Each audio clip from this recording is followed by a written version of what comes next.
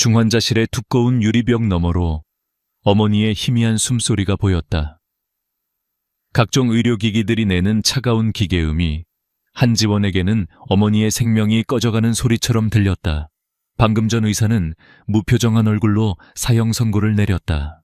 오늘 안으로 수술비를 마련하지 못하면 저희도 더는 손을 쓸 수가 없습니다. 희망의 마지막 끈이 끊어지는 순간이었다. 지원은 며칠 밤을 새워 온갖 아르바이트를 했고 팔 수 있는 것은 모두 팔았다. 하지만 거대한 수술비 앞에서 그녀의 노력은 모래 아래 불과했다. 그녀의 낡은 운동화 끝이 더러운 병원 바닥을 초조하게 문질렀다. 그녀는 우는 법을 잊은 사람처럼 눈물조차 흘리지 않았다. 슬픔보다 더 큰 절망이 그녀의 모든 감정을 마비시킨 지 오래였다. 그녀에게 남은 선택지는 단 하나뿐이었다. 사채업자 백 사장의 사무실은 그의 인격처럼 저속하고 번쩍거렸다. 벽에는 가짜 금장 액자가 걸려 있었고 공기 중에는 독한 시가 냄새와 탐욕의 향이 뒤섞여 있었다. 백 사장은 가죽 소파에 깊숙이 몸을 파묻은 채 절망에 빠진 어린 먹잇감을 음흉한 눈으로 훑어보았다. 제발 조금만 더 시간을 주시면. 지원의 목소리는 거의 기어들어갈 듯 작았다.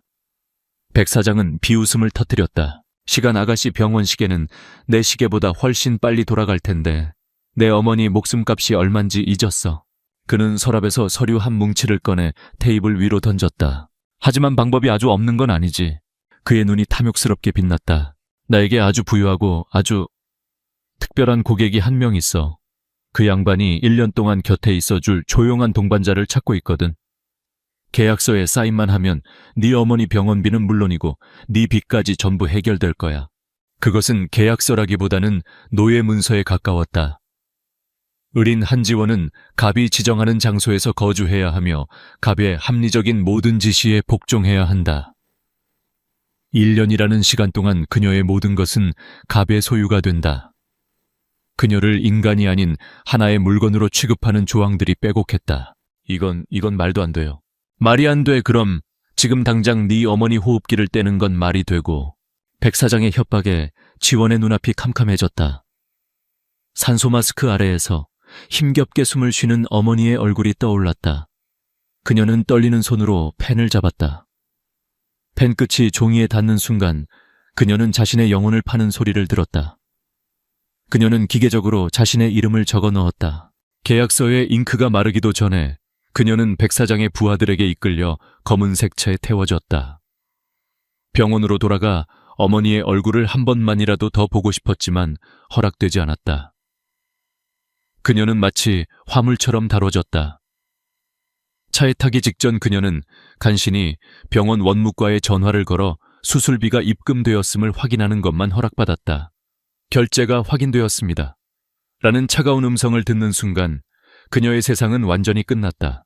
차는 그녀가 살던 냄새나고 비좁은 골목을 벗어나 점점 더 넓고 화려한 거리로 향했다. 창밖으로 스쳐 지나가는 풍경은 그녀가 한 번도 속해본 적 없는 다른 세계의 것이었다.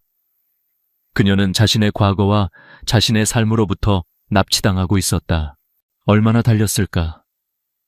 차는 서울에서 가장 높고 호화로운 주상복합 건물 앞에 멈춰 섰다. 철저한 보안 시스템을 통과한 차는 지하 주차장으로 들어갔고 그녀는 전용 엘리베이터를 통해 꼭대기층 펜트하우스로 인도되었다. 문이 열리는 순간 지원은 숨을 멈췄다. 그곳은 집이라기보다는 거대한 갤러리나 최첨단 연구소에 가까웠다. 끝을 알 수 없을 만큼 넓은 거실 미니멀리즘의 극치를 보여주는 가구들, 그리고 모든 것을 지배하는 차가운 정적. 공기 중에는 소독약 냄새와 비슷한 인공적이고 무균의 향만이 감돌았다. 이 공간에는 사람의 온기라고는 존재하지 않았다. 그녀를 데려온 남자들은 아무 말 없이 그녀를 거실 한가운데에 세워두고 사라졌다. 지원은 거대한 공간에 홀로 남겨졌다.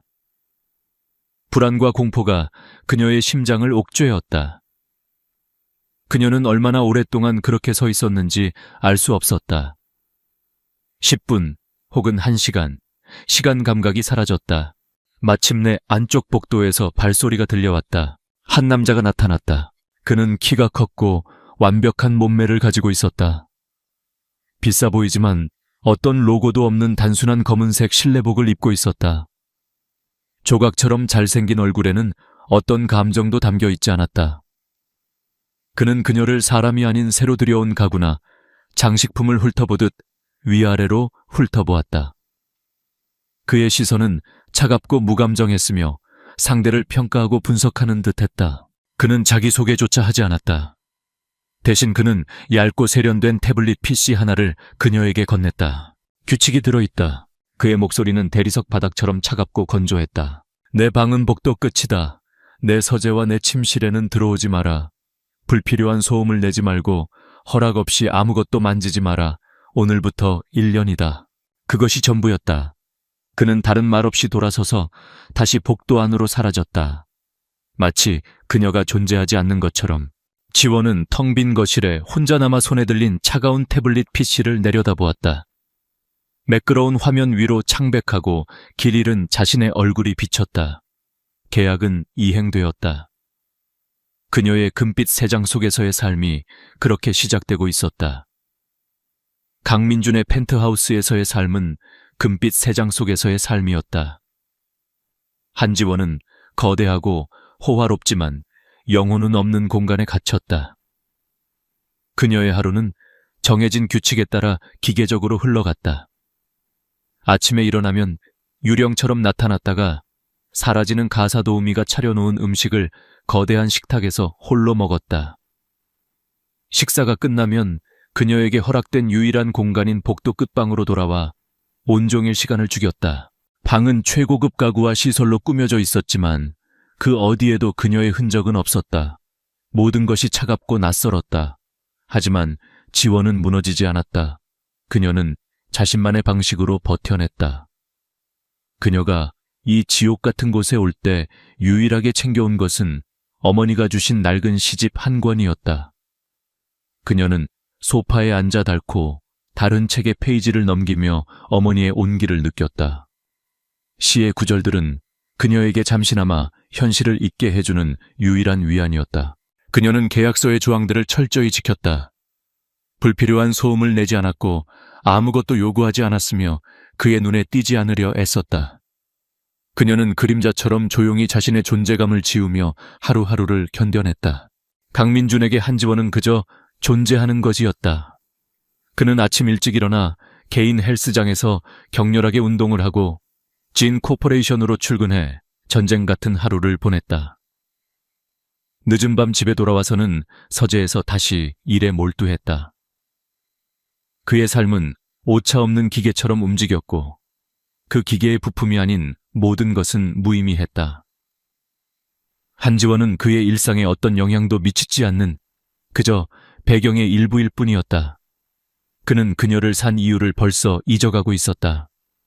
아마도 자신을 올가매려는 집안의 정략 결혼을 피하기 위한 임시 방편이었을 것이다.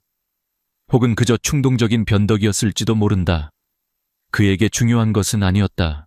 하지만 그가 통제할 수 없는 것이 하나 있었다. 그것은 그녀에게서 나는 냄새였다. 그것은 인공적인 향수 냄새가 아니었다. 척박한 담벼락에서도 꿋꿋하게 피어나는 하얀 찔레꽃 같은 은은하고 청초한 향기였다. 그녀가 지나간 자리, 그녀가 머물렀던 공간에는 그 향기가 희미하게 남아 펜트하우스의 무균 상태 같던 공기를 미세하게 물들였다. 처음에는 그 향기가 그를 짜증나게 했다. 그것은 그의 완벽한 통제하에 있는 세계에 침입한 불순물이었다. 그는 가사도우미에게 방향제를 더 강한 것으로 바꾸라고 지시했다. 하지만 값비싼 인공향료도 그녀의 자연스러운 체향을 완전히 덮지는 못했다. 그녀의 향기는 끈질기게 그리고 아주 미묘하게 그의 공간을 파고들었다. 어느 날 밤 그는 적대적 M&A를 간신히 막아내고 지친 몸을 이끌고 집으로 돌아왔다. 머리가 깨질 듯 아팠고 온몸의 신경이 칼날처럼 곤두서 있었다. 현관문을 열자 그날따라 유난히 짙게 느껴지는 그녀의 향기가 그를 맞았다. 그녀가 낮 동안 거실에 앉아 있었던 모양이었다. 늘 그랬듯 짜증이 치밀어야 마땅했다. 하지만 이상하게도 그 향기는 그의 곤두선 신경을 부드럽게 감싸주는 것 같았다. 스트레스와 인공적인 도시의 냄새에 찌든 그의 폐부 깊숙이 스며들어 긴장을 완화시켜주는 듯한 착각마저 들었다. 그는 자신이 왜 이런 감정을 느끼는지 이해할 수 없었고 그 사실이 오히려 더 그를 혼란스럽게 만들었다. 그날 이후 그는 무의식적으로 그녀를 관찰하기 시작했다. 물론 직접적인 관찰은 아니었다. 그의 집 곳곳에는 최고 등급의 보안 카메라가 설치되어 있었다. 자신의 세계를 완벽하게 통제하려는 그의 편집증적인 성격이 만들어낸 결과물이었다. 그는 자신의 서재에 있는 모니터를 통해 마치 다큐멘터리를 보듯 그녀의 일상을 지켜보았다. 그녀의 하루는 놀라울 정도로 단조로웠다. 같은 책을 몇 번이고 반복해서 읽고 몇 벌 되지 않는 자신의 옷을 단정하게 개고 그리고 창밖을 하염없이 내다보는 것. 그의 세상에서는 모두가 무언가를 얻기 위해 발버둥치고 자신을 과시하고 상대를 짓밟았다. 하지만 그녀는 달랐다. 그녀에게는 어떤 욕망도 야심도 보이지 않았다. 그녀는 그저 존재할 뿐이었다. 그는 그녀의 사소한 행동들에 주목하기 시작했다. 가사도우미가 가져다준 사과 하나를 마치 세상에서 가장 귀한 보물처럼 소중하게 베어무는 모습, 낡은 시집의 표지를 부드럽게 쓸어내리는 손길, 그 꾸밈 없고 진실된 순간들이 그의 마음에 이상한 파문을 일으켰다. 그녀는 그에게 무언가를 바라지도 잘 보이려 애쓰지도 않았다. 그 사실이 역설적으로 그의 흥미를 자극했다. 그러던 어느 날이었다. 가사도우미가 실수로 그녀가 알레르기가 있는 해산물이 포함된 식사를 내놓았다. 지원은 불평하거나 다른 음식을 요구할 만큼 대담하지 못했다. 그녀는 그저 조용히 접시를 옆으로 밀어놓고 물만 마셨다. 늦은 저녁 회의에 나가기 전 민주는 습관처럼 서재의 모니터를 확인했다. 그리고 그는 그녀가 식사에 전혀 손을 대지 않은 것을 보았다. 그 순간 그의 안에서 익숙지 않은 감정이 스쳤다. 가사도우미의 실수에 대한 짜증, 그리고 또 다른 무언가. 그것은 어쩌면 걱정이라는 감정에 아주 희미한 편린이었을지도 모른다. 그는 애써 그 감정을 무시하려 했다. 그의 일이 아니었다. 하지만 현관으로 향하던 그의 발걸음이 멈췄다. 그는 잠시 망설이다가 방향을 틀어 주방으로 향했다. 그리고 냉장고를 열어 우유 한 팩과 식빵 한 봉지를 꺼내 아무 말 없이 식탁 위에 올려놓았다. 그리고는 뒤도 돌아보지 않고 집을 나섰다. 그의 갑작스러운 등장과 행동에 지원은 깜짝 놀라 몸을 굳혔다.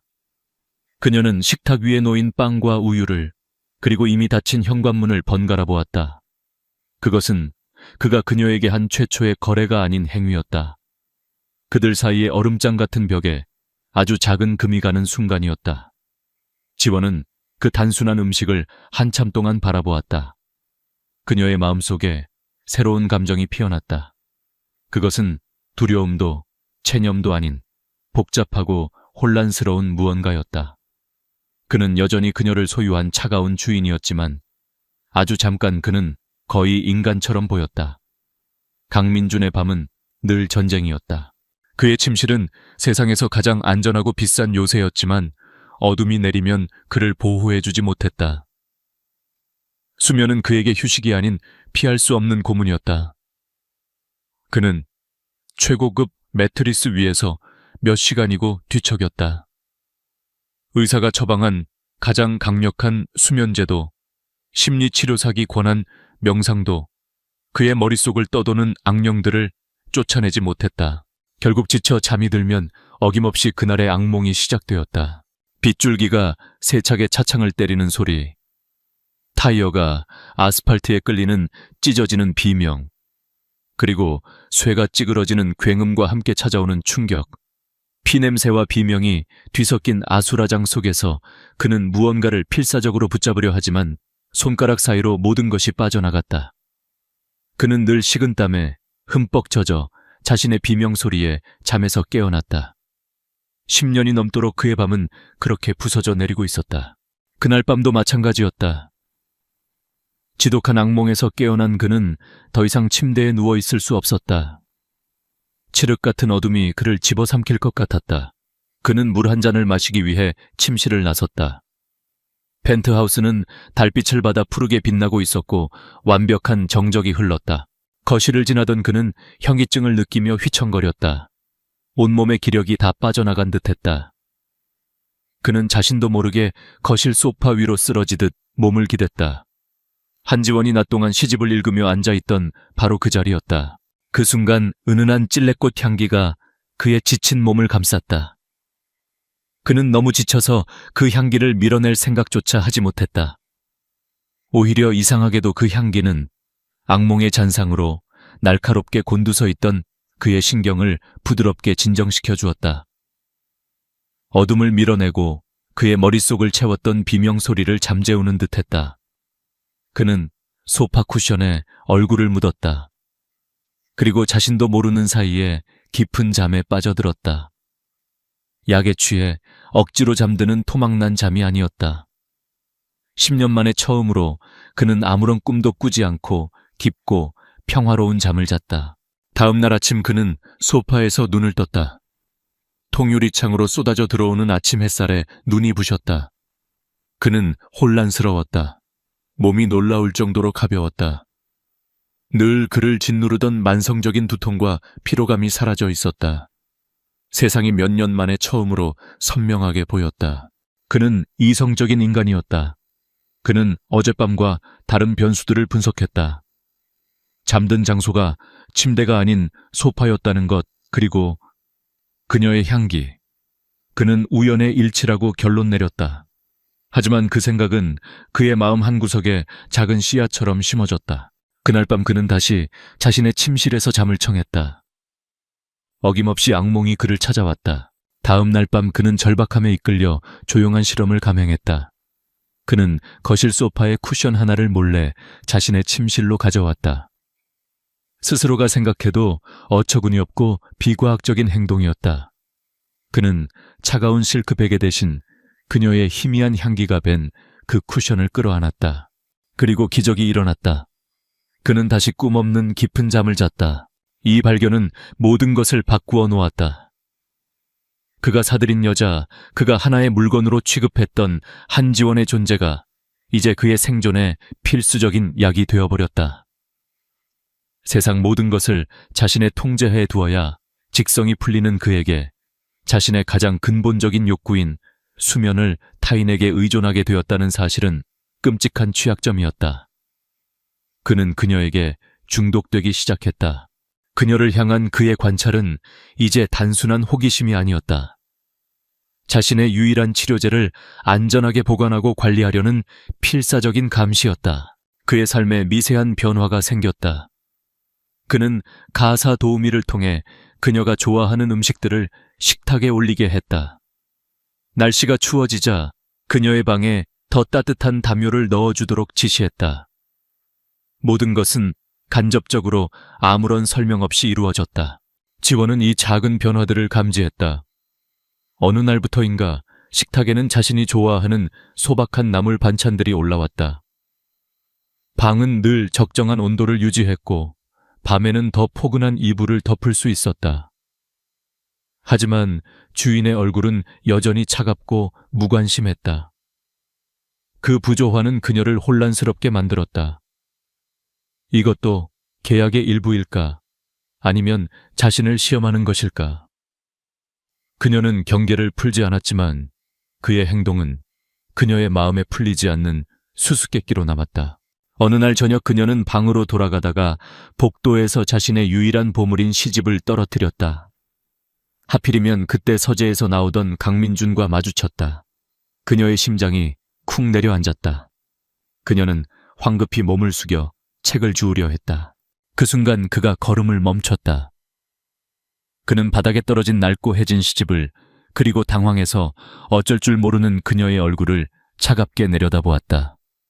그리고는 아무 말 없이 구둣발끝으로 책을 그녀 쪽으로 툭 밀어주었다. 그리고는 다시 아무 일 없었다는 듯 자신의 길을 갔다. 그것은 여전히 차갑고 오만한 행동이었다. 하지만 책을 짓밟지 않고 밀어주었다는 것. 그것은 그가 그녀의 존재를 인지하고 있다는 최초의 신호였다. 지원은 가슴이 세차게 뛰는 것을 느끼며 얼른 책을 집어들었다. 그의 행동은 공포와 의아함이 뒤섞인 강렬한 인상으로 그녀에게 남았다. 그날 밤 민주는 서재에서 잠든 그녀의 모습을 모니터를 통해 지켜보고 있었다. 그녀는 새근새근 평화롭게 잠들어 있었다. 하지만 그는 잠들지 못했다. 불면증 때문이 아니었다. 그의 마음속에서 휘몰아치는 새롭고 통제 불가능한 감정들 때문이었다. 그는 화면 속의 그녀와 자신의 침실에 가져다 놓은 소파 쿠션을 번갈아 보았다. 그는 마침내 자신의 병을 고칠 약을 찾았다. 하지만 그 약은 동시에 그의 가장 치명적인 약점이 되어가고 있었다. 그는 통제력을 잃고 있었고 그 사실이 그를 미치도록 두렵게 만들었다. 한지원의 삶에 익숙해졌다고 생각했던 평화는 신기루에 불과했다. 그녀를 벼랑 끝으로 내몰았던 악마 백사장이 다시 그녀의 삶에 그림자를 들이우기 시작했다. 백사장은 처음에는 한지원을 강민준에게 넘긴 것으로 만족했다. 거액의 수수료를 챙겼고 골치 아픈 빚도 해결했다. 하지만 그의 탐욕은 끝이 없었다. 그는 우연히 한지원이 여전히 강민준의 펜트하우스에 머물고 있다는 사실을 알게 되었다. 1년짜리 계약. 그것은 단순히 하룻밤의 유흥이 아니었다.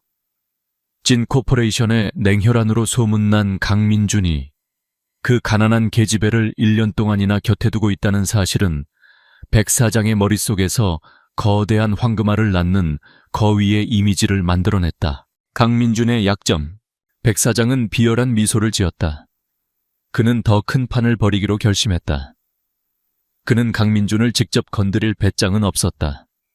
대신 그는 뱀처럼 교활하게 가장 부드럽고 연약한 곳을 공격하기로 했다. 바로 병원에 있는 지원의 어머니였다. 며칠 뒤 지원은 병원으로부터 다급한 전화를 받았다. 험악한 인상의 남자들이 병실에 찾아와 행패를 부리고 당장 병원비를 추가로 내지 않으면 치료를 중단하겠다고 협박했다는 것이었다. 지원의 세상이 다시 무너져 내렸다. 백 사장이었다. 그는 계약이 끝났음에도 불구하고 그녀의 숨통을 다시 조여오고 있었다. 그녀는 공포에 질렸지만 강민준에게 도움을 청할 생각은 하지 못했다. 계약서의 조항이 머릿속을 맴돌았다. 불필요한 소음을 내지 마라. 이것은 자신의 문제였다. 그를 이 일에 끌어들일 수는 없었다. 그녀는 며칠 동안 잠도 자지 못하고 해결책을 찾으려 애썼다. 하지만 그녀가 할 수 있는 일은 아무것도 없었다. 그녀는 다시 한번 자신의 무력함에 절망했다. 강민준은 그녀의 변화를 즉시 알아차렸다. 그의 치료제는 눈에 띄게 불안해했고 밤에는 잠을 설치는 듯 뒤척였다. 모니터 속 그녀의 얼굴에는 깊은 수심이 가득했다. 그의 예민한 신경이 위험 신호를 감지했다. 그는 조용히 조 비서에게 그녀의 주변, 특히 그녀의 어머니가 입원한 병원 상황을 알아보라고 지시했다. 보고는 신속하고 정확했다. 백 사장이라는 사채업자가 다시 나타나 그녀의 어머니를 빌미로 협박을 하고 있다는 것. 보고를 듣는 강민준의 얼굴은 표정 하나 변하지 않았지만 그의 눈은 시베리아의 겨울처럼 차갑게 얼어붙었다. 그는 분노했다. 감히 자신의 것을 건드려 그의 소유물에, 그의 통제에 있는 영역에 불순물이 끼어드는 것을 그는 용납할 수 없었다. 그것은 그의 완벽한 세계에 대한 모독이자 그의 권위에 대한 정면 도전이었다. 그리고 그 분노의 밑바닥에는 그 자신도 인지하지 못하는 또 다른 감정이 있었다. 자신의 유일한 안식처를, 자신의 평화로운 잠을 위협하는 모든 것을 파괴해버리겠어. 그날 저녁 지원은 마침내 결심했다. 그녀는 강민준의 서재 문 앞으로 갔다. 그에게 무릎이라도 꿇고 빌 생각이었다. 돈을 더 빌려달라고, 그래서 이 상황을 해결하게 해달라고 애원할 작정이었다. 그녀가 떨리는 손으로 문을 두드리려던 순간 문이 먼저 열렸다. 외출 준비를 마친 강민준이 서 있었다. 그는 평소보다 더 위압적이고 냉정한 기운을 뿜어내고 있었다. 따라와. 그는 짧게 명령하고 앞서 걸어갔다. 지원은 영문도 모른 채 그의 뒤를 따랐다. 지하 주차장에서 그녀는 난생 처음 보는 날렵한 스포츠카에 태워졌다. 차는 밤의 도시를 총알처럼 질주했다.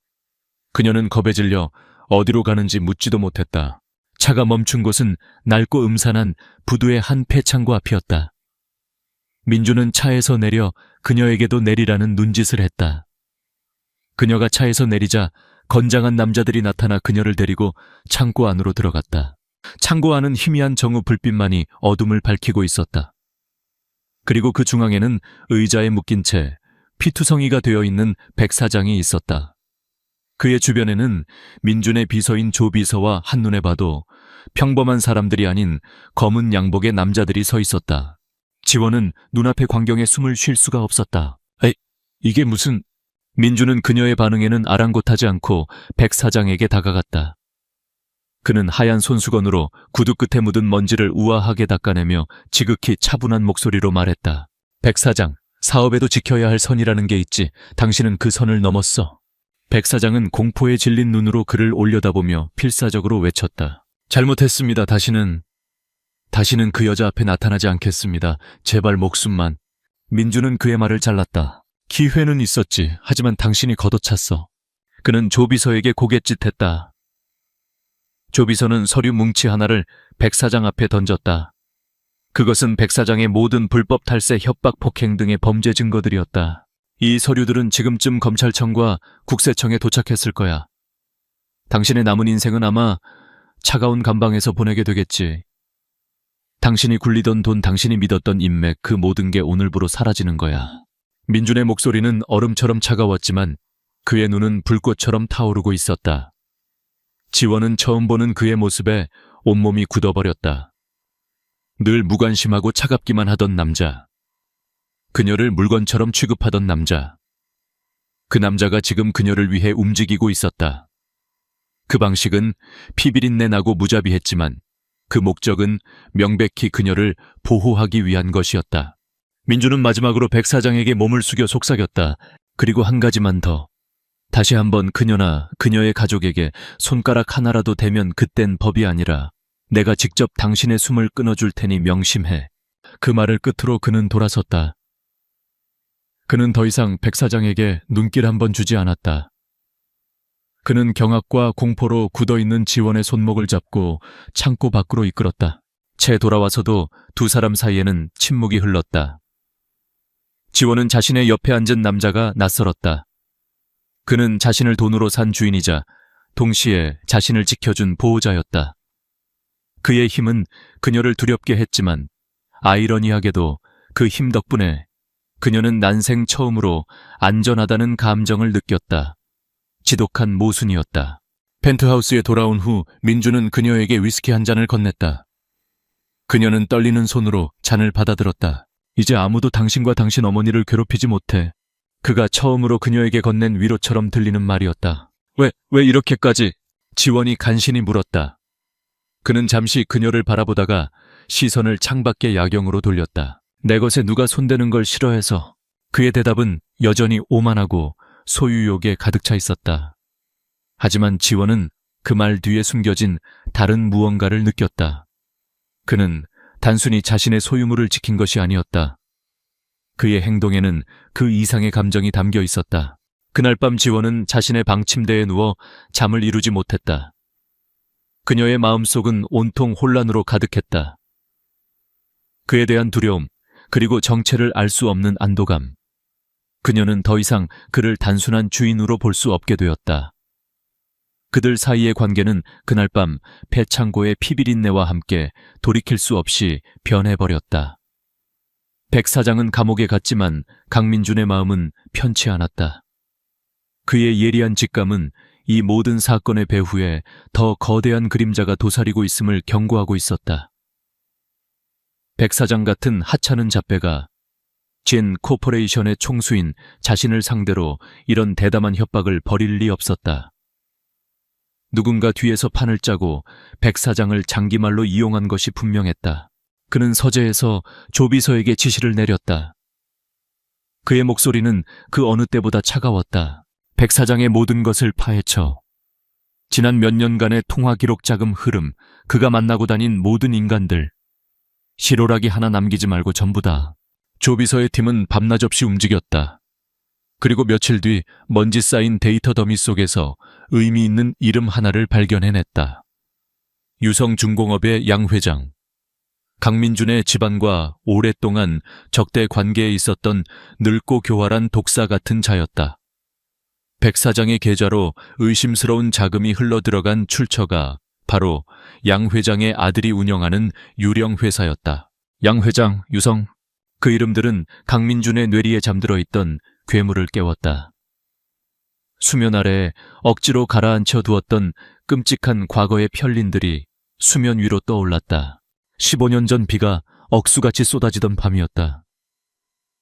10대 소년이었던 그는 아버지와 어머니와 함께 차를 타고 있었다. 그때 반대편 차선에서 대형 트럭 한 대가 중앙선을 넘어 그들의 차를 향해 돌진했다. 그것은 단순한 사고가 아니었다. 당시 제인 코퍼레이션을 집요하게 노리던 유성중공업의 양 회장이 꾸민 계획된 살인이었다. 그 사고로 그는 부모님을 모두 잃고 기적적으로 혼자만 살아남았다. 찢어지는 비명 빗물과 뒤섞인 피 냄새, 그리고 산산조각난 차체. 그날의 기억은 그의 영혼에 지워지지 않는 흉터를 남겼고 그를 지금의 감정 없는 강철 같은 남자로 만들었다. 그는 깨달았다. 지금 벌어지고 있는 일이 과거의 끔찍한 재현이라는 것을. 양 회장은 똑같은 수법을 쓰고 있었다. 자신에게 가장 소중한 것을 공격해 정신적으로 무너뜨리려는 것. 15년 전에는 그의 부모님이었다. 그리고 지금은 그의 시선이 자신도 모르게 서재의 모니터로 향했다. 화면 속에서 한지원은 창가에 앉아 멍하니 밤의 도시를 내려다보고 있었다. 지금은 그녀인가? 이 끔찍한 깨달음은 그의 마지막 남은 이성의 끈을 끊어버렸다. 억눌려왔던 트라우마가 거대한 해일처럼 그를 덮쳤다. 숨이 가빠지고 온몸이 차갑게 식었다. 그는 서재 책상에 위태롭게 몸을 기댔다. 그녀의 향기가 배어있는 쿠션을 끌어안아도 악몽은 더 이상 물러가지 않았다. 그의 입에서 고통스러운 신음이 터져 나왔다. 책상 위의 서류들이 그의 손에 의해 바닥으로 쏟아졌다. 그 중에는 15년 전 교통사고 조사 보고서도 섞여 있었다. 자신의 방에 있던 지원은 희미하게 들려온 그 소리를 놓치지 않았다. 무언가 깨지는 소리, 그리고 억눌린 남자의 신음. 그녀의 심장이 철렁 내려앉았다.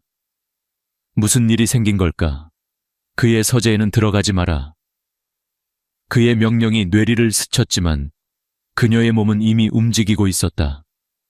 걱정이라는 감정이 두려움을 이기고 있었다.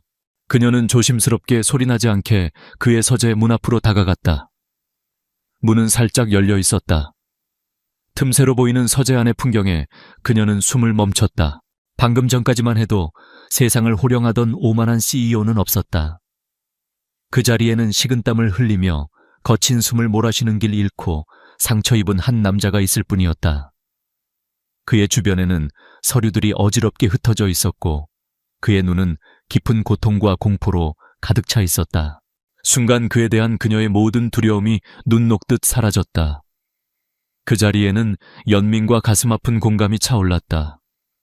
그녀는 그의 차가운 가면 뒤에 숨겨진 지독히도 외롭고 상처 입은 영혼을 보았다. 그녀는 조용히 주방으로 향했다. 그리고 따뜻한 물 한 잔을 들고 다시 서재로 돌아왔다. 그녀의 어머니가 악몽을 꾸고 깨어난 어린 그녀에게 늘 해주시던 것처럼 그녀는 아무 말 없이 책상 한쪽에 조심스럽게 물잔을 내려놓았다. 그녀의 조용한 존재감에 민주는 놀라 고개를 들었다. 그의 눈에는 규칙을 어긴 침입자를 향한 분노가 스쳤다. 하지만 그를 바라보는 그녀의 눈에는 두려움이나 호기심이 아닌 진실되고 깊은 염려가 담겨 있었다. 그 순수한 걱정은 그의 모든 경계심을 무장해제시켰다.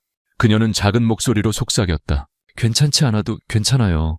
그 한마디에 민준의 강철 같던 방어벽에 균열이 생겼다. 그는 누구에게도 자신의 약한 모습을 보인 적이 없었다. 하지만 지금 이 여자 앞에서는 모든 것이 속수무책이었다. 그는 고통스럽게 거의 들리지 않는 목소리로 입을 열었다. 비가 왔었어, 오늘처럼. 그는 더 이상 말하지 않았다. 하지만 그의 목소리에 담긴 지독한 고통이 모든 것을 설명해주고 있었다. 지원은 그의 옆에 가만히 서 있었다. 어떤 위로의 말도 섣부른 질문도 하지 않았다. 그저 그의 고통을 온전히 자신의 것처럼 느끼며 조용히 그의 곁을 지켰다. 그녀의 침묵은 그 어떤 말보다도 더 큰 위로가 되어 그의 지옥 같은 고통 속으로 스며들었다. 얼마나 시간이 흘렀을까? 그의 거친 숨소리가 조금씩 잦아들었다. 그는 책상에 엎드린 채 평생 처음으로 타인의 곁에서 잠이 들었다. 지원은 방을 나가지 않았다.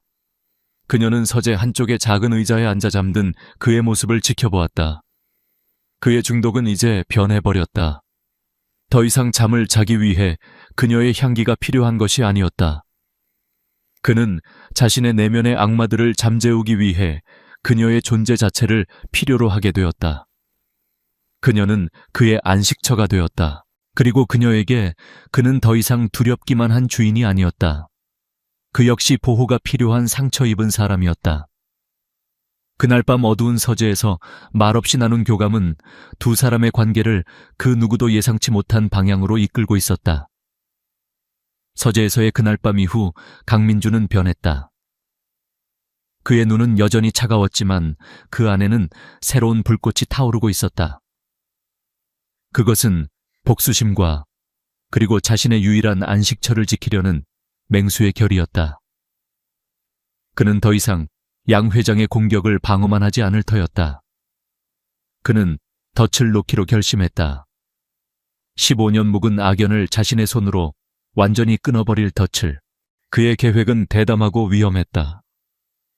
그는 조비서를 통해 JIN 코퍼레이션이 비밀리에 개발 중이던 차세대 반도체 기술의 핵심 정보를 의도적으로 유성중공업 측에 흘렸다. 물론 그것은 진짜 정보가 아니었다. 치명적인 오류를 품고 있는 미끼였다. 양 회장이 이 미끼를 물면 유성중공업은 회복 불가능한 타격을 입고 무너질 터였다. 회장님, 너무 위험합니다. 만에 하나 계획이 틀어지면 우리도 막대한 손실을 입게 됩니다. 조비서가 우려를 표했지만 민준의 결심은 확고했다. 위험 없이는 아무것도 얻을 수 없어. 양 회장은 탐욕스러운 늙은 뱀이야. 눈앞의 먹잇감을 절대 그냥 지나치지 못할걸. 그의 예상은 정확했다. 양 회장은 미끼를 덥석 물었다. 그는 제인 코퍼레이션을 무너뜨릴 절호의 기회라고 판단하고 회사의 사활을 걸고 이 가짜 기술에 막대한 자금을 쏟아붓기 시작했다. 이제 남은 것은 양 회장이 스스로 파멸의 길로 걸어 들어가는 것을 지켜보는 것뿐이었다. 하지만 민준의 마음 한구석에는 불안감이 남아 있었다. 양 회장은 그렇게 쉽게 무너질 자가 아니었다. 그는 분명 최후의 발악을 할 것이고 그 칼날은 한지원을 향할 것이 뻔했다. 그 불안감은 지원 역시 마찬가지로 느끼고 있었다. 그녀는 민준이 무언가 위험한 일을 꾸미고 있음을 직감했다. 그의 눈빛은 이전보다 더 날카로워졌고 밤늦게까지 서재의 불은 꺼지지 않았다. 그녀는 더 이상 수동적인 존재로 머물고 싶지 않았다. 그가 자신을 지켜주었듯 그녀 역시 그에게 힘이 되어주고 싶었다. 그녀는 용기를 내어 그의 서재 문을 두드렸다. 무서운 일이지. 제가 도울 수 있는 일이 있을까요? 그녀의 조심스러운 질문에 민주는 잠시 놀란 듯 그녀를 바라보았다. 그는 그녀를 이 더러운 싸움에 끌어들이고 싶지 않았다. 당신이 할 수 있는 일은 없어. 그냥 얌전히 안전하게 있기만 하면 돼. 하지만 당신은 혼자잖아요. 그녀의 말은 그의 심장을 찔렀다. 늘 혼자였다. 혼자 싸우고 혼자 버텨왔다. 누구도 그의 고독한 성에 들어오는 것을 허락하지 않았다. 하지만 그녀는 이미 그 성벽을 넘어 들어와 있었다. 바로 그때 지원의 눈에 책상 위에 놓인 유성중공업의 내부 보고서가 들어왔다. 그녀는 무언가에 이끌린 듯 보고서의 한 페이지를 가리켰다. 그것은 양 회장의 개인 비서실에 대한 인적 사항 보고서였다. 이 사람 김민지 실장. 그녀는 그 이름을 나지막이 읊조렸다. 어떻게 알지? 제 어머니가 입원해 계신 병원의 간호사였어요. 얼마 전에 갑자기 그만뒀는데 유성중공업으로 가게 되었다고 들었어요. 아주 야망이 큰 사람이었죠. 그녀의 말은 민준의 계획에 마지막 퍼즐 조각을 맞춰주었다. 그는 즉시 김민지라는 인물에 대한 뒷조사를 지시했다. 그녀는 양 회장의 단순한 비서가 아니었다. 그녀는 양 회장의 숨겨진 정부였고 그의 모든 비밀을 알고 있는 인물이었다. 그리고 그녀는 돈에 대한 끝없는 욕망을 가지고 있었다. 민주는 새로운 계획을 세웠다. 양 회장을 무너뜨릴 더 확실하고 더 극적인 방법. 그는 김민지를 이용하기로 했다. 며칠 뒤 진 코퍼레이션의 기술 유출 사건이 언론에 대대적으로 보도되었다. 주가는 폭락했고 시장은 진 코퍼레이션이 회복 불가능한 위기에 빠졌다고 예측했다. 이것은 모두 민준이 계획한 연극이었다. 그는 스스로를 벼랑 끝으로 내몰아 양 회장을 방심하게 만들었다. 승리를 확신한 양 회장은 축배를 들었다.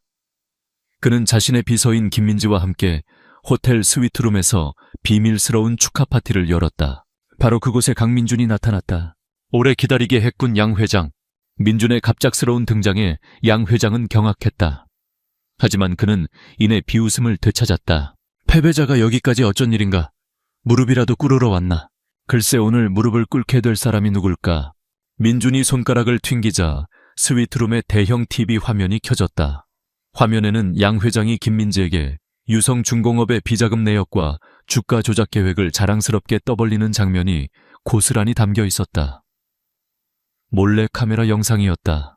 양 회장의 얼굴이 잿빛으로 변했다. 그는 배신감에 떨며 김민지를 돌아보았다. 내가 감히. 김민지는 차갑게 웃으며 말했다. 당신이 약속한 돈보다 강민준 씨가 제시한 돈이 훨씬 더 많더군요. 그리고 무엇보다 전 패배하는 배에 타고 있는 건 질색이라서요. 모든 것이 끝났다. 하지만 양 회장은 순순히 무너지지 않았다. 그는 마지막 발악을 했다. 그는 품에서 작은 리모컨을 꺼내 들었다. 강민준, 네가 이겼다고 생각하나 이 버튼을 누르면 지금쯤 네 소중한 그 계집애가 있는 병실의 산소 공급 장치가 멈추게 될 거다. 나와 함께 죽는 거야. 그의 눈은 광기로 번뜩였다. 민준의 심장이 멎는 것 같았다. 그는 양 회장이 이런 비열한 수단까지 준비했을 거라고는 예상치 못했다. 선택의 순간이었다. 여기서 양 회장을 완벽하게 무너뜨리고 15년의 복수를 끝낼 것인가, 아니면 한 여자의 목숨을 구할 것인가. 그의 망설임은 1초도 되지 않았다. 그는 들고 있던 모든 증거 자료가 담긴 USB를 바닥에 던졌다. 그리고 양 회장을 향해 두 손을 들었다. 알았어. 당신이 이겼어. 그러니 제발 그녀는 건드리지 마. 그의 목소리는 처절했다. 진 코퍼레이션의 오만한 제왕이 처음으로 누군가에게 항복을 선언하는 순간이었다. 그는 복수보다 자신의 제국보다 그녀를 선택했다.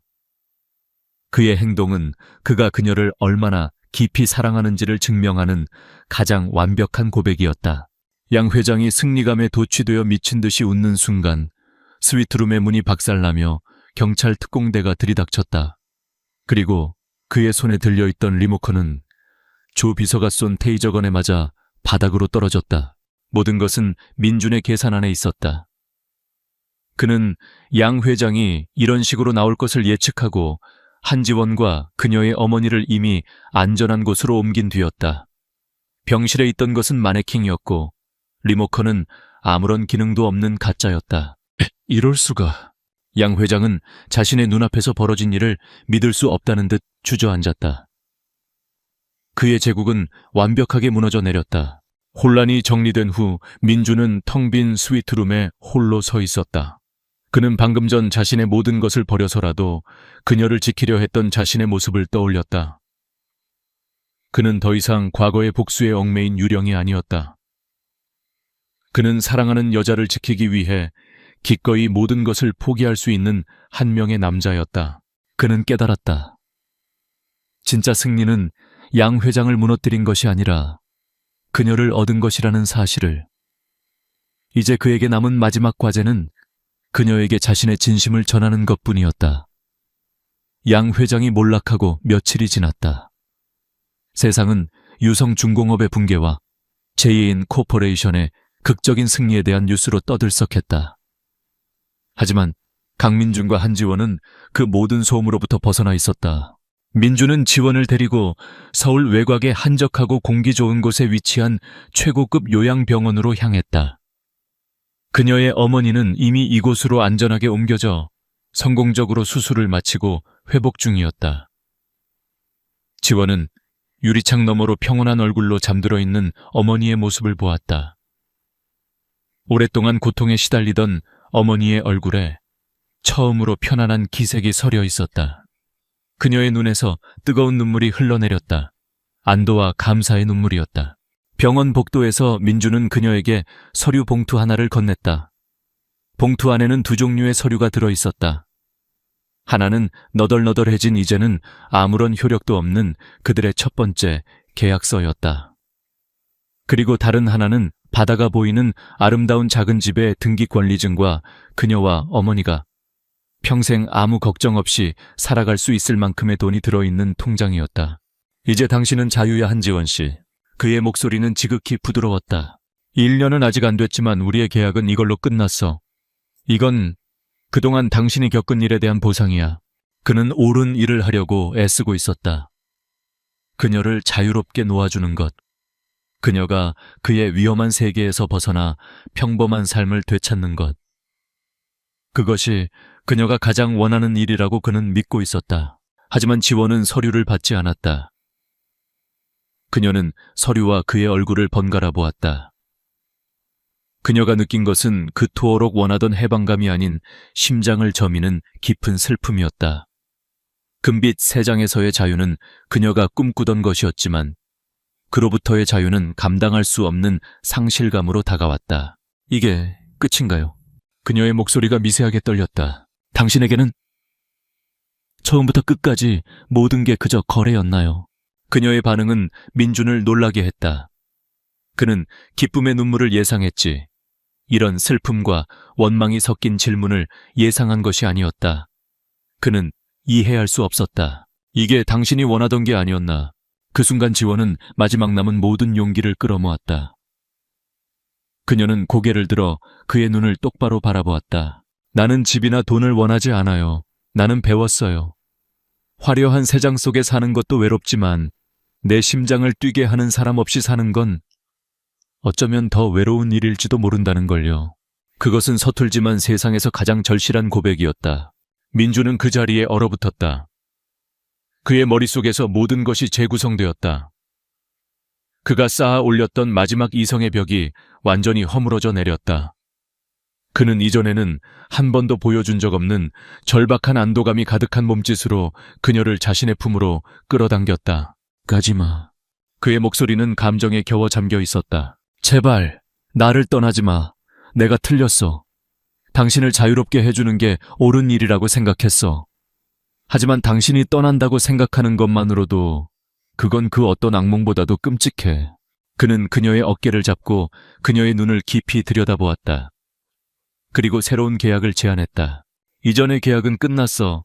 하지만 새로운 계약을 하고 싶어. 평생을 기한으로 하는 계약. 이건 소유의 계약이 아니야. 동반자의 계약이지. 매일 아침을 함께하고 서로의 상처를 치유해주고 가족이 되어주는 계약. 나하고 마음의 계약을 맺어주겠어, 한지원. 그의 고백에 지원은 마침내 환하게 웃었다. 그녀는 눈물을 흘리며 고개를 끄덕였다. 그들의 길고 길었던 아픔과 오해의 시간이 마침내 진정한 사랑의 시작으로 매듭지어지는 순간이었다. 1년 뒤 그들의 첫 번째 계약이 끝나기로 되어 있던 바로 그날, 바다가 보이는 작은 집의 정원에는 하얀 찔레꽃이 만발해 있었다. 집안은 따스한 햇살과 그녀가 가꾼 꽃향기, 그리고 행복한 웃음소리로 가득했다. 그곳은 더 이상 차가운 펜트하우스가 아닌 진정한 집이었다. 지원의 어머니는 건강을 완전히 되찾아 근처에서 소일거리를 하며 행복한 노후를 보내고 있었다. 지원은 집 앞의 작은 공간에 새봄 화원이라는 이름의 꽃집을 열었다. 그녀는 자신의 꿈을 가꾸며 매일 사람들에게 향기로운 행복을 선물했다. 강민주는 여전히 JAN 코퍼레이션의 강력한 총수였지만 그는 변해 있었다. 그는 더 이상 일에 미쳐 살지 않았다. 그는 저녁이면 제 시간에 퇴근해 그녀가 차려준 저녁을 함께 먹었다. 그의 얼굴에는 부드러운 미소가 떠나지 않았고 그의 밤에는 더 이상 악몽이 찾아오지 않았다. 어느 날 저녁 두 사람은 저녁 노을이 붉게 물드는 해변을 손을 잡고 거닐고 있었다. 내 인생 최고의 계약은 바로 너라는 계약이야. 민준이 그녀의 이마에 부드럽게 입을 맞추며 속삭였다. 지원은 그의 품에 기댄 채 행복하게 웃었다. 상처와 절망으로 시작되었던 그들의 인연은 이제 서로를 치유하고 구원하는 영원한 사랑이 되었다. 두 사람의 발자국이 해변 위로 길게 이어졌다. 그것은 그 어떤 파도도 지울 수 없는 행복을 향한 발걸음이었다. 독자 여러분께 어머니를 구하기 위해 자신을 팔아야 했던 한 여자의 절박한 이야기, 그리고 그녀에게 중독되어 버린 한 남자의 서툰 사랑 이야기를 끝까지 함께 해주셔서 진심으로 감사합니다. 한지원과 강민준이 서로의 상처를 보듬고 진정한 행복을 찾아가는 여정을 통해 여러분의 마음에도 따뜻한 위로와 희망이 전해졌기를 바랍니다. 때로는 삶이 우리를 절망의 벼랑 끝으로 내몰지라도 그 끝에서 우리는 가장 찬란한 시작을 만날 수 있음을 믿습니다. 두 주인공을 아끼고 사랑해주신 모든 분들께 다시 한번 깊은 감사의 말씀을 전합니다. 지금까지 함께 해주셔서 감사합니다. 독자 여러분, 긴 여정을 함께 해주셔서 진심으로 감사합니다. 여러분의 삶에 늘 행복이 가득하시기를 바랍니다. 서울의 심장부 종로의 고층 빌딩 숲 사이에 시간이 멈춘 듯한 작은 섬이 있었다. 익선동. 미로처럼 얽힌 좁은 골목길과 낡았지만 정겨운 한옥들이 어깨를 맞대고 있는 곳. 강윤아의 작은 식당 윤아의 키친은 바로 그 골목길의 한가운데에 자리하고 있었다. 그곳은 돌아가신 부모님이 그녀에게 남겨준 유일한 유산이자 그녀의 삶 그 자체였다.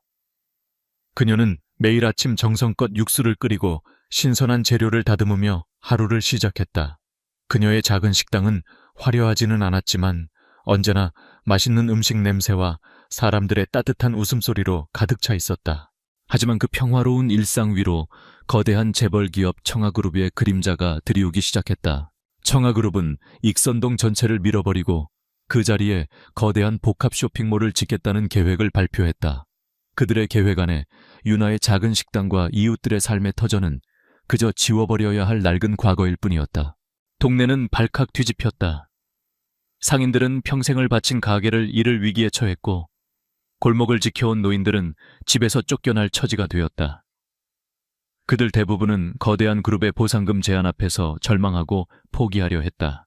하지만 강윤아는 달랐다. 그녀는 동네 상인들을 모아 대책위원회를 조직했다. 그녀는 그들의 대표가 되어 청아그룹에 맞서 싸우기 시작했다. 그녀의 작고 연약해 보이는 몸 어디에서 그런 힘이 나오는지 그녀는 가장 앞에서 가장 큰 목소리로 그들의 부당함을 외쳤다. 한편 한지우는 매일같이 익선동 골목을 걸었다. 그는 청아그룹 재개발 프로젝트 팀의 말단 사원이었다. 그의 임무는 재개발에 대한 주민들의 반응과 동향을 파악해 보고하는 것이었다. 그는 늘 수첩을 들고 다니며 무언가를 꼼꼼히 기록하고 골목의 풍경과 사람들의 표정을 스케치했다. 그의 눈에 강윤아라는 여자가 들어왔다. 그는 그녀가 사람들을 모아 자신의 회사에 맞서 싸우는 모습을 조용히 매일같이 지켜보았다. 그는 그녀의 작지만 단단한 모습에서, 거친 말투 속에 숨겨진 따뜻한 마음에서, 그리고 자신의 삶을 지키려는 그 필사적인 눈빛에서 눈을 뗄 수가 없었다. 어느 날 오후 윤아가 이끄는 주민들이 프로젝트 사무소 앞에서 작은 시위를 벌이고 있었다. 윤아가 확성기를 들고 부당한 개발을 중단하라고 외치고 있었다. 바로 그때 그녀의 시선이 길 건너편에서 자신을 지켜보고 있는 한지훈과 마주쳤다. 그녀는 그가 청아그룹의 직원이라는 것을 알고 있었다. 그녀의 눈에 그는 자신들의 삶을 파괴하러 온 적군의 첩자일 뿐이었다. 시위가 끝난 후 그녀는 그에게로 성큼성큼 걸어갔다. 뭘 그렇게 쳐다봐요? 그녀의 목소리는 날카로웠다. 당신들 상사한테 보고할 거리라도 찾고 있는 건가요? 우리가 얼마나 비참하게 저항하고 있는지 스케치라도 해서 보여주게. 지우는 당황하며 손에 들고 있던 스케치북을 등 뒤로 감췄다. 아닙니다. 저는 그저 이곳의 모습을 기억하고 싶었을 뿐입니다. 그의 조용한 대답에 유나는 코웃음을 쳤다. 기억 당신들이 곧 부숴버릴 것들을 기억해서 뭐하게요. 동정 따위는 필요 없어요. 당신들 상사한테나 가서 전해요. 우리는 절대 단 한 평의 땅도 팔지 않을 거라고. 이곳은 우리의 집이고 우리의 인생이니까. 당신들 같은 사람들이 함부로 돈으로 살 수 있는 곳이 아니란 말입니다. 그녀는 차가운 말을 내뱉고 돌아섰다. 지우는 그녀의 뒷모습을 보며 아무 말도 하지 못했다. 그의 눈에는 복잡하고도 슬픈 감정이 담겨 있었다. 그녀의 눈에 그는 분명적이었다. 하지만 그 자신은 그녀가 이끄는 이 위태로운 저항의 유일한 비밀스러운 지지자이자 그녀를 동경하는 한 남자일 뿐이었다. 두 사람의 전쟁은 그렇게 시작되고 있었다. 하지만 그들 중 오직 한 사람만이 이 전쟁의 진짜 성격을 알고 있었다. 강윤아의 눈에 한지우는 그저 거대한 적 청아그룹이 보낸 차가운 첩자일 뿐이었다. 하지만 그녀가 모르는 곳에서 그는 사실 그녀의 가장 열렬한 지지자이자 이 싸움의 유일한 변수였다. 지우는 익선동의 허름한 원룸을 얻어 평범한 직원인 척 생활하고 있었다. 그의 방 안에는 익선동의 골목과 가게, 그리고 사람들의 얼굴을 담은 수백 장의 스케치가 가득했다. 그리고 그 스케치의 대부분은 한 사람의 얼굴을 향하고 있었다. 바로 강윤아였다. 그가 이곳에 온 것은 아버지인 한상진 회장과의 타협이자 그 자신만의 마지막 저항이었다. 한 달 전 청아그룹의 회의실. 지후는 임원들이 만들어낸 익선동 재개발 계획안을 보고 큰 충격에 빠졌었다. 계획안 속에는 그 동네의 역사와 사람들의 삶에 대한 어떠한 존중도 담겨 있지 않았다. 오직 가장 빠르고 가장 효율적으로 가장 큰 이익을 창출하는 방법만이 존재할 뿐이었다. 아버지, 이건 아닙니다. 지훈이 처음으로 아버지의 계획에 반기를 들었다. 그는 건축학을 전공한 전문가였다. 이 계획안대로라면 익선동이라는 살아있는 공동체 하나가 완전히 파괴될 겁니다. 개발을 하더라도 그곳의 특색을 살리고 주민들과 상생하는 방법이 분명히 있을 겁니다. 하지만 한상진 회장은 냉정했다. 지훈아, 비즈니스는 자선 사업이 아니다. 이것이 가장 수익성이 높은 방법이야. 그렇다면 제게 한 달만 시간을 주십시오. 지훈이 제안했다. 제가 직접 그곳에 들어가 평사원의 신분으로 그들의 이야기를 듣고 그곳을 이해하겠습니다. 그리고 수익성과 공공성을 모두 만족시키는 새로운 기획안을 만들어 오겠습니다. 만약 제가 실패한다면 그때는 아버지의 계획에 따르겠습니다. 아들의 눈에서 예전 자신의 젊은 시절과 같은 이상과 열정을 본 한 회장은 마지못해 그의 위험한 제안을 수락했다. 그렇게 지우는 침묵의 관찰자가 되어 익선동으로 들어왔다. 그는 매일같이 골목을 걸으며 강윤아를 관찰했다. 그는 그녀가 단지 시위꾼이 아니라 이 공동체의 심장이라는 것을 알게 되었다. 그는 그녀가 가난한 학생에게는 몰래 국밥값을 깎아주고 무거운 짐을 옮기는 노인을 돕고 이웃가게의 아픔을 자기 일처럼 걱정하는 모습을 보았다. 그는 그녀의 강인함과 그 안에 숨겨진 따뜻한 마음에 자신도 모르게 깊이 빠져들고 있었다. 그의 스케치북에는 이제 건물의 모습이 아닌 그녀의 얼굴만이 가득했다. 항의할 때의 단호한 표정, 손님을 맞을 때의 따뜻한 미소, 그리고 혼자 있을 때의 지친 뒷모습까지. 그는 그녀를 몰래 돕기 시작했다. 그는 어느 날 밤 윤아의 식당 간판 조명이 고장나 깜빡이는 것을 보았다. 그는 다음 날 아침 익명의 이름으로 수리기사를 보내 아무도 모르게 간판을 고쳐놓았다. 윤아는 그저 운이 좋았다고 생각했다. 또 한 번은 윤아와 이웃한 할머니의 가게에 식자재 공급이 끊겨 문제가 생겼다는 것을 알게 되었다. 그는 자신의 지위를 이용해 공급업체에 익명으로 전화를 걸어 문제를 해결해 주었다.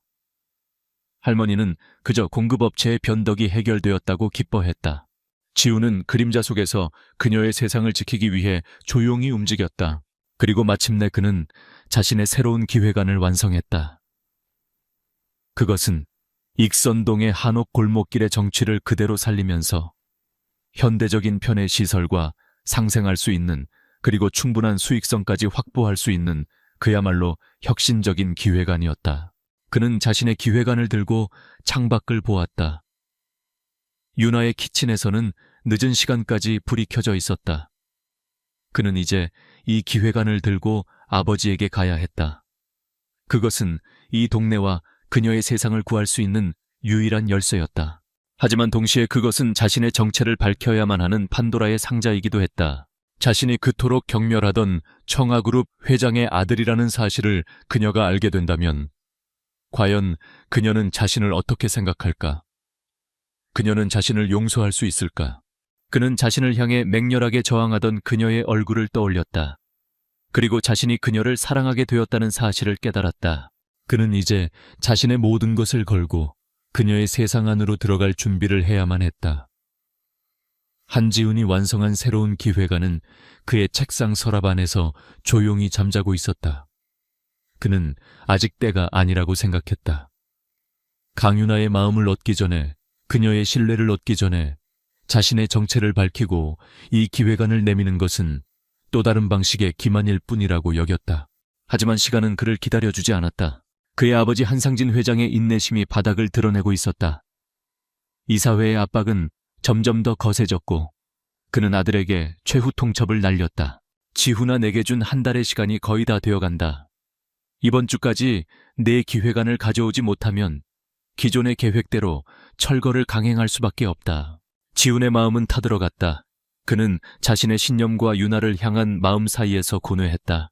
그가 고뇌하는 동안 청아그룹의 법무팀은 움직이기 시작했다. 지훈의 반대에도 불구하고 최 회장의 아랫사람들은 익선동의 모든 주민들과 상인들에게 강제 철거를 예고하는 마지막 내용 증명을 발송했다. 일주일 후 모든 것을 비우지 않으면 법적으로 강제 철거를 집행하겠다는 사형 선고와도 같은 통보였다. 최후 통첩은 익선동 주민들의 마지막 저항 의지마저 꺾어버렸다. 동네는 깊은 절망감에 휩싸였다. 몇몇 상인들은 헐값의 보상금이라도 받기 위해 눈물을 머금고 계약서에 도장을 찍었다. 평생을 살아온 집에서 짐을 싸기 시작하는 노인들의 뒷모습은 처량하기 그지없었다. 한때 끈끈했던 공동체는 거대한 자본의 힘 앞에서 무력하게 와해되고 있었다. 강윤아는 그 모든 것을 지켜봐야만 했다. 그녀는 자신이 모든 이웃들을 실망시켰다고 부모님이 남겨준 소중한 가게를 지켜내지 못했다고 자책했다. 그녀는 밤마다 자신의 텅 빈 식당에 홀로 남아 돌아가신 부모님의 사진을 보며 눈물을 흘렸다. 아빠, 엄마, 제가 잘못했어요. 제가 힘이 없어서 다 지키지 못했어요. 그녀의 절망은 깊어 보였다. 하지만 그녀는 이대로 무너질 수 없었다. 그녀의 마음속에는 아직 꺼지지 않은 마지막 불씨가 남아 있었다. 그녀는 마지막으로 단 한 번이라도 세상에 그들의 억울함을 외치기로 결심했다. 그녀는 지역 언론사와 시민단체에 연락을 돌리기 시작했다. 그리고 강제 철거가 예정된 바로 전날 익선동 골목에서 마지막 저항 집회를 열기로 했다. 집회 전날 밤 익선동의 골목길은 폭풍전야처럼 고요했다. 윤아는 마지막이 될지도 모르는 자신의 식당을 구석구석 쓸고 닦았다. 그녀는 혹시 모를 위험에 대비해 가족들을 며칠간 친척집으로 보내고 가게에 홀로 남아 있었다. 그녀가 창밖을 내다보았을 때였다. 길 건너편 어두운 골목의 구석에 한지훈이 서 있었다. 그는 아무 말 없이 그저 슬픈 표정으로 그녀의 가게를 그리고 그 안에 그녀를 바라보고 있었다. 그의 눈빛을 본 순간 윤아의 마음속에 차가운 분노가 치밀어 올랐다. 그녀의 눈에 그의 그 표정은 동정이나 연민이 아니었다. 그것은 승리자가 패배자를 내려다보는 기만적인 연민처럼 보였다. 내일이면 모든 것이 너희들 차지가 되겠지. 그녀는 이를 악물었다. 그녀는 결코 저들의 동정을 받으며 비참하게 무너지지는 않을 터였다. 그녀는 내일 자신의 모든 것을 걸고 마지막으로 한번 싸워볼 생각이었다. 그리고 그녀는 저 위선적인 얼굴을 한 청아그룹의 말단 사원에게 자신들의 삶의 무게가 얼마나 무거운 것인지를 똑똑히 보여줄 생각이었다. 그녀의 마음속에 차가운 결의가 폭풍처럼 휘몰아치고 있었다. 마침내 강제 철거의 날이 밝았다. 아침 일찍부터 익선동의 좁은 골목길은 거대한 굴착기와 용역 깡패들의 위협적인 고함 소리로 가득 찼다. 강윤아와 몇몇 남은 주민들은 서로의 팔을 잡고 자신들의 가게와 집 앞에서 인간 바리케이드를 만들었다. 그것은 그들의 마지막 저항이었다. 현장 책임자는 확성기를 들고 소리쳤다. 지금 당장 해산하지 않으면 모두 업무방해로 경찰에 넘기겠소. 마지막 경고입니다. 바로 그때 한지훈이 현장에 나타났다. 그는 굴착기와 주민들 사이를 막아서며 현장 책임자에게 필사적으로 말했다. 아직 안 됩니다. 아직 최종 승인이 나지 않았습니다. 조금만 더 기다려 주십시오. 그는 자신의 아버지 한상진 회장이 약속했던 마지막 시간을 어떻게든 벌어보려 애쓰고 있었다. 하지만 그 모습을 본 강윤아의 눈에는 이 모든 것이 잘 짜인 연극처럼 보일 뿐이었다. 그녀의 눈에 그는 마지막 순간까지 자신들을 기만하고 파괴의 현장을 감독하러 나온 위선적인 적군의 일부였다. 분노와 절망이 그녀의 마지막 남은 이성을 집어삼켰다. 그녀는 인간 바리케이드에서 뛰쳐나와 지훈의 앞으로 달려갔다. 행복한가요? 그녀가 소리쳤다. 당신들이 원하던 그림이 바로 이거였나요? 우리가 무너지고 울부짖는 이 모습이 당신들 스케치북에 담고 싶었던 바로 그 풍경이었냐고요. 그녀는 그의 멱살이라도 잡을 것처럼 그에게 달려들었다.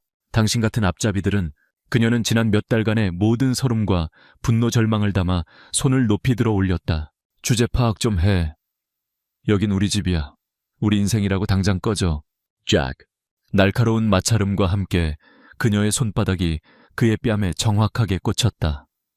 시끄럽던 공사 현장의 모든 소음이 그 순간 거짓말처럼 멎었다.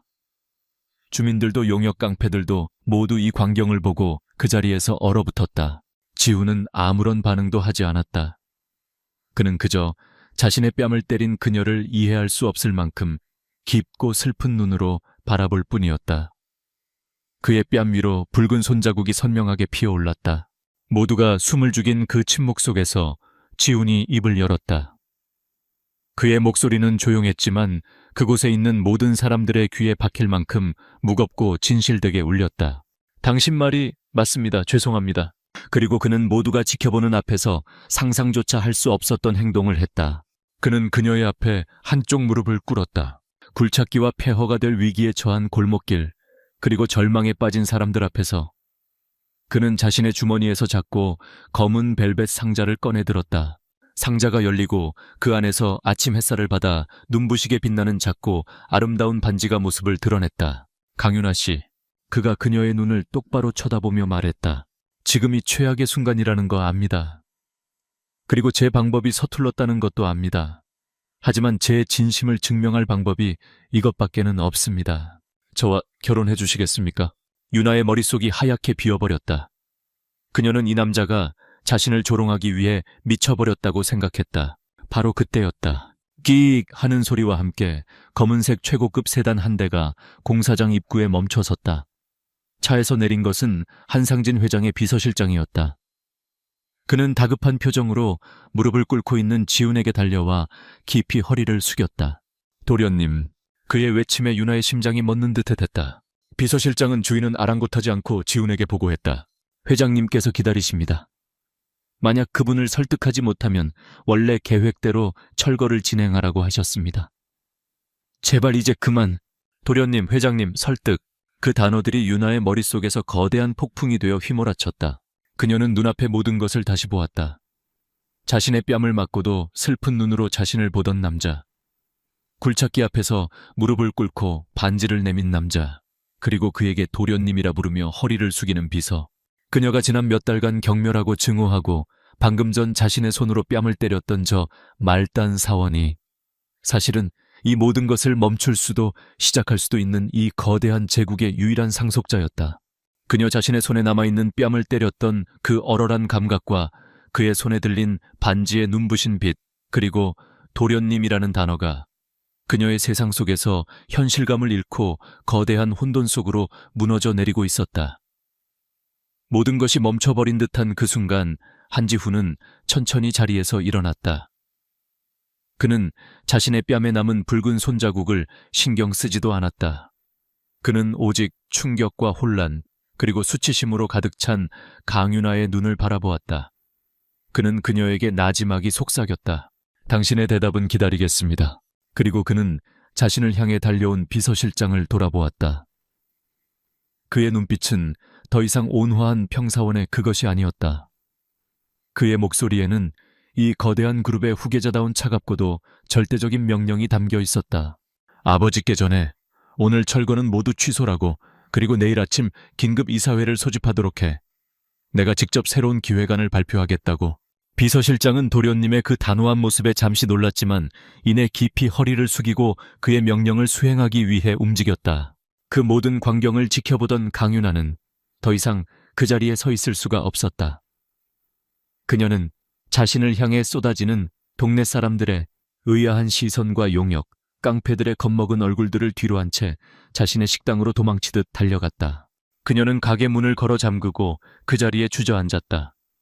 그녀의 손바닥이 여전히 얼얼했다. 하지만 그보다 더 아픈 것은 그녀의 마음이었다. 그녀는 자신의 편견과 분노가 한 사람의 진심을 얼마나 무참히 짓밟았는지를 깨달았다. 그녀는 그가 부자라는 사실 때문에, 그가 가진 권력 때문에 후회하는 것이 아니었다. 그녀는 그의 진심을, 그의 선의를 알아보지 못하고 상처를 준 자기 자신이 부끄러워 견딜 수가 없었다. 한편 지우는 아버지와의 또 다른 전쟁을 치르고 있었다. 한상진 회장의 집무실. 그는 아들의 반란에 분노했다.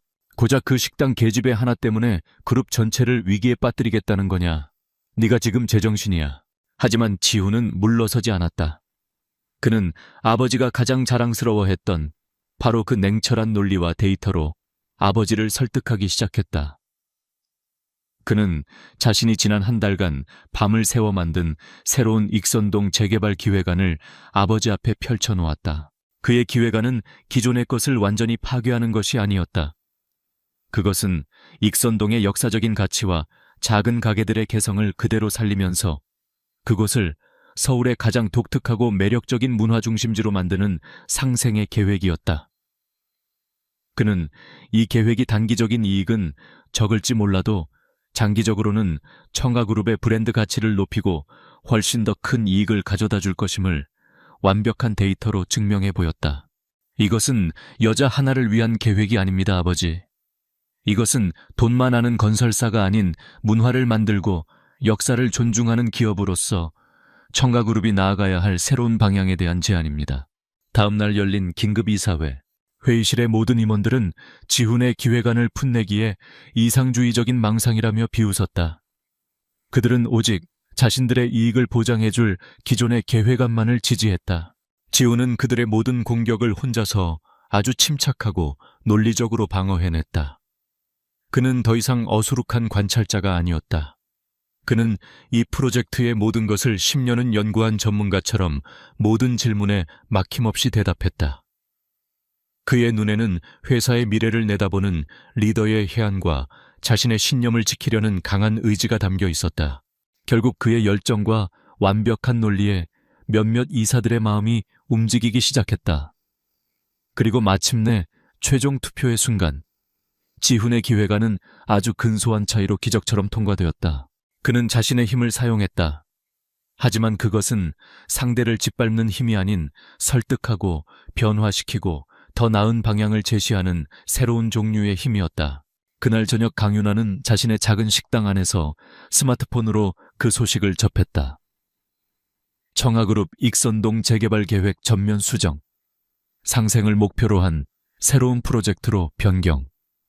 기사에는 이 모든 변화를 이끌어낸 젊은 리더 한지훈의 사진이 실려 있었다. 그는 회의장을 나오며 기자들에게 둘러싸여 있었지만 그의 얼굴은 지쳐 보였다. 윤아는 그제야 모든 것을 알았다. 그가 단순히 자신을 속인 것이 아니었다는 것을. 그가 자신에게 청혼한 것이 단순히 상황을 모면하기 위한 쇼가 아니었다는 것을. 그는 정말로 자신과 이 동네를 지키기 위해 자신의 모든 것을 걸고 싸워왔다는 것을. 그녀는 그가 자신을 위해 치른 그 거대한 전쟁의 무게를, 그가 겪었을 고독한 싸움을 생각했다. 그녀는 주머니에서 그가 언젠가 명함을 건넸던 것을 기억해냈다. 그녀는 떨리는 손으로 휴대폰을 들었다. 이제는 그녀가 그에게 대답을 해야 할 차례였다. 청가그룹의 재개발 계획이 전면 수정되었다는 소식은 익선동의 기적과도 같은 희망을 가져다 주었다. 절망에 빠져 있던 주민들은 환호했고 동네는 오랜만에 활기를 되찾았다. 그리고 그 모든 변화의 중심에선 한지훈이라는 이름은 이제 주민들에게 구원자의 이름이 되어 있었다. 강윤아는 자신의 작은 식당 안에서 그 모든 소식을 들었다. 그녀는 그가 자신과 이 동네를 위해 얼마나 거대한 싸움을 치렀는지를 비로소 알게 되었다. 그의 진심의 무게가 그녀의 마음을 무겁게 짓눌렀다. 그녀는 더 이상 도망치거나 외면할 수 없었다. 그녀는 떨리는 손으로 그가 남기고 갔던 명함을 찾아 전화를 걸었다. 한지훈 씨, 저 강윤아입니다. 혹시 잠시 뵐 수 있을까요? 두 사람은 그날 저녁 익선동의 한 조용한 공원 벤치에서 다시 마주 앉았다. 어색한 침묵이 흘렀다. 먼저 입을 연 것은 윤아였다. 그녀는 고개를 숙인 채 진심을 다해 말했다. 죄송합니다, 한지훈 씨. 그녀의 목소리는 작았지만 그 안에는 깊은 후회가 담겨 있었다. 그날 제가 당신의 뺨을 때린 것, 그리고 당신에게 상처가 되는 말들을 했던 것, 정말 죄송합니다. 저는 제 분노와 편견에 눈이 멀어 당신의 진심을 보지 못했습니다. 제가 어리석었습니다. 정말 잘못했습니다. 그녀의 진심 어린 사과에 지우는 조용히 미소 지었다. 아닙니다. 사과하지 마세요. 그때 당신이 느꼈을 절망감과 분노를 저는 이해합니다. 오히려 제 방법이 서툴렀던 것을 제가 사과해야지요. 두 사람 사이를 가로막고 있던 오해의 벽이 그 순간 허물어지기 시작했다. 지훈이 자리에서 일어나 그녀의 앞에 섰다. 그의 얼굴에는 그 어느 때보다도 진지한 표정이 담겨 있었다. 윤아 씨, 그날 제가 했던 청혼, 제 감정은 진심이었습니다. 하지만 그때의 방식은 잘못되었습니다. 그것은 당신의 마음을 얻기 위한 청혼이 아니라 상황을 벗어나기 위한 저의 절박한 외침이었을 뿐입니다. 그는 잠시 숨을 골랐다. 그래서 다시 하려고 합니다. 제대로. 그는 이번에는 무릎을 꿇지 않았다. 그는 그저 한 명의 남자로서 그녀와 동등한 눈높이에서 자신의 마음을 고백하기 시작했다. 저는 지난 한 달간 당신을 지켜보았습니다. 저는 당신의 강인함과 당신의 따뜻한 마음, 그리고 당신의 삶을 지키려는 그 열정을 사랑하게 되었습니다. 당신은 제가 평생을 동경해왔지만 가지지 못했던 모든 것을 가진 사람입니다. 당신은 저에게 돈보다 더 중요한 가치가 무엇인지를 가르쳐 주었습니다. 그의 목소리는 진심으로 가득 차 있었다. 강윤아 씨, 저는 당신 없는 청아그룹의 후계자가 되고 싶지 않습니다. 저의 일생에서, 그리고 저의 인생에서 저의 파트너가 되어주시겠습니까? 저와 결혼해 주십시오. 이번에는 그녀의 대답을 가로막는 비서도 그들을 쳐다보는 사람들도 없었다. 오직 두 사람과 그들의 진심만이 존재할 뿐이었다. 윤아는 눈물을 흘리고 있었다. 하지만 그것은 더 이상 슬픔이나 후회의 눈물이 아니었다. 그것은 자신의 진짜 모습을 알아봐주고 사랑해주는 사람을 만난 벅찬 기쁨의 눈물이었다. 그녀는 환하게 웃으며 고개를 끄덕였다.